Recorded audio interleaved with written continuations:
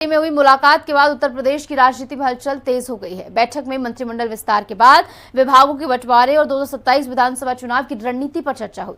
देखिए पूरी रिपोर्ट। उत्तर प्रदेश में अगले साल विधानसभा चुनाव होने हैं। इसकी तैयारी अभी से शुरू हो गई है। मुख्यमंत्री योगी आदित्यनाथ के दिल्ली में वरिष्ठ बीजेपी नेताओं से हुई बैठक के कई मतलब निकाले जा रहे हैं। अनुमान है कि जल्द ही यूपी कैबिनेट में बड़े बदलाव देखने को मिल सकते हैं। हालांकि ये बात अलग है कि हाल ही में मंत्रिमंडल में शामिल किए गए 6 नए मंत्रियों के साथ ही प्रमोट हुए 2 मंत्रियों के विभागों का बंटवारा अब तक नहीं हो सका है। इसको लेकर विपक्ष हमलावर है। समाजवादी पार्टी अध्यक्ष अखिलेश यादव ने एक्स पर लिखा, उत्तर प्रदेश में मंत्रियों के नाम के बाद अब क्या उनके विभागों की पर्ची भी ऊपर से आएगी? मंत्रालयों के बंटवारे की देरी की असली वजह सिर्फ ये है कि मंत्रालय विभाग की कमीशन कमाई के बंटवारे के डबल इंजन आपस में टकरा रहे हैं।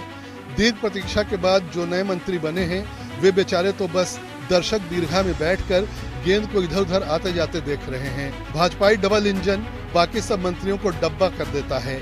उत्तर प्रदेश की जनता ने ठाना है कि नए मंत्रियों को जो भी मंत्रालय विभाग मिलेगा उस पर पूरी तरह से निगरानी रखी जाएगी, जिससे ये नए नवेले मंत्रीगण अपने खजाने न भर सकें।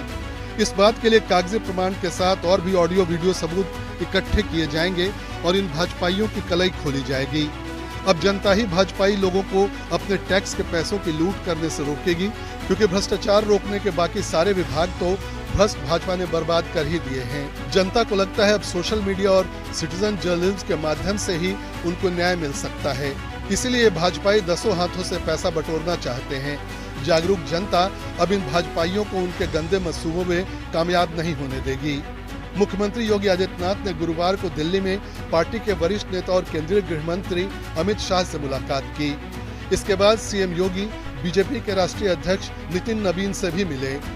सीएम योगी ने इसकी जानकारी सोशल मीडिया पर भी शेयर की।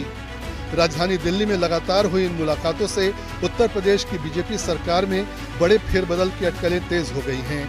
सूत्रों का कहना है कि सीएम योगी 6 नए मंत्रियों को विभाग आवंटित करने से जुड़े मुद्दे पर चर्चा के लिए नहीं, बल्कि कई मौजूदा मंत्रियों के विभागों में बदलाव पर केंद्रीय नेतृत्व से बातचीत के लिए दिल्ली गए थे। कैबिनेट विस्तार के बाद मुख्यमंत्री की ये पहली दिल्ली यात्रा रही। पार्टी और सरकार के सूत्रों का कहना है कि नए मंत्रियों को विभागों के आवंटन में देरी किसी उलझन की वजह से नहीं है, बल्कि एक बड़ी संभावित सर्जरी के चलते ऐसा किया जा रहा है। सरकार के कई मौजूदा मंत्रियों के विभाग बदले जा सकते हैं। खासकर ऐसे मंत्रालयों पर फोकस रहेगा जिनका जनता से सीधा जुड़ाव है। और भाइयों, यहाँ की बीमारी समाप्त क्या हुई? उत्तर प्रदेश का बीमारूपन भी समाप्त। अब उत्तर प्रदेश भारत का ग्रोथ इंजन बन गया है, विकास का। अब कोई इसको रोक नहीं सकता आगे बढ़ने से।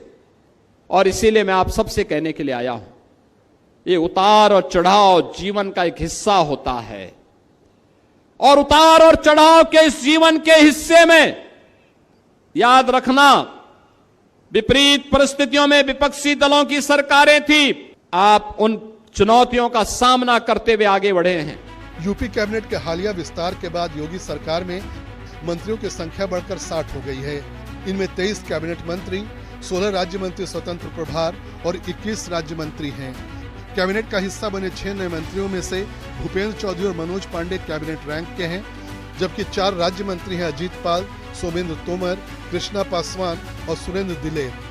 2 मंत्रियों को राज्य मंत्री के पद से पदोन्नत कर राज्य मंत्री स्वतंत्र प्रभार का दर्जा दिया गया है।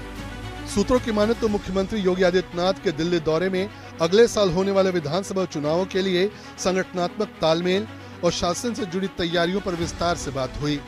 दरअसल शीर्ष नेतृत्व चाहता है कि उत्तर प्रदेश में सरकार और संगठन के बीच और भी बेहतर तालमेल हो। भारतीय जनता पार्टी 2027 के विधानसभा चुनाव में कोई जोखिम नहीं लेना चाहती, इसलिए संगठनात्मक और शासन दोनों ही स्तरों पर तैयारियां पहले से शुरू हो चुकी हैं।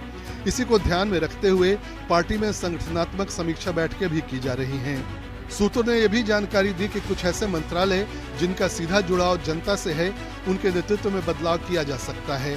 फिलहाल मुख्यमंत्री आदित्यनाथ के पास 35 से भी ज्यादा विभाग हैं।